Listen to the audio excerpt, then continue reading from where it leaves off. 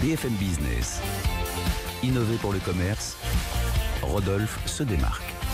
Rodolphe Bonas, PDG de CACOM, qui est allé faire du skate à Tokyo. Ah ouais. Vous restez jeune, vous savez. Oui, c'est vrai, c'est vrai que je suis jeune et plein d'allant. Alors oui, en effet, on est allé à visiter l'enseigne Qcon à Tokyo et plus précisément à Minato.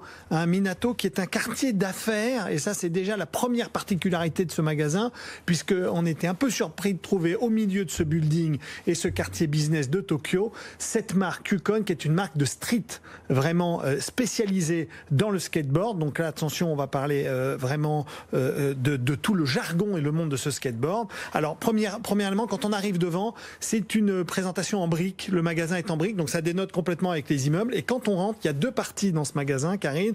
La première partie qui est boisée, dans laquelle on présente les t-shirts de la marque, les polos, les sweatshirts, etc.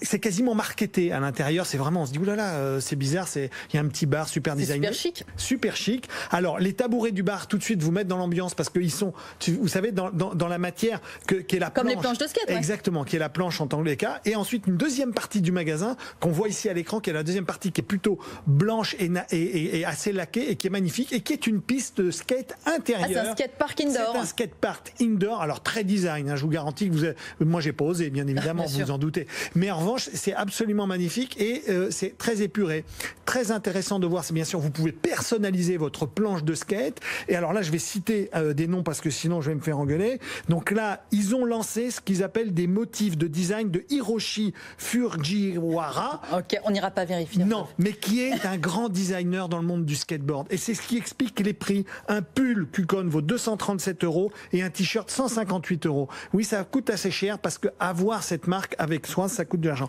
Et à côté, c'est le luxe du skate, quoi. C'est le top du top du top. Et à côté, juste à côté, c'est génial. Ils ont fait un skatepark ouvert qui est libre d'accès. Vous pouvez y aller ou pas dans le magasin. Et c'est vachement bien. Ils font des expos. Il peut y avoir, si vous y allez, vous pouvez tomber aussi un moment. Ça peut aussi mixer dans le magasin. Alors c'est un peu ambiance techno et rap et compagnie. Mais allez-y, c'est vachement sympa. Qcon à Tokyo. On sent que c'est votre univers. Non, pas vraiment. Plus celui de mes enfants. C'est ça qui est formidable. En tout cas, merci beaucoup de nous l'avoir fait découvrir. C'est top et ça s'appelle Qcon à Tokyo. Minato, à côté du port. À la semaine prochaine.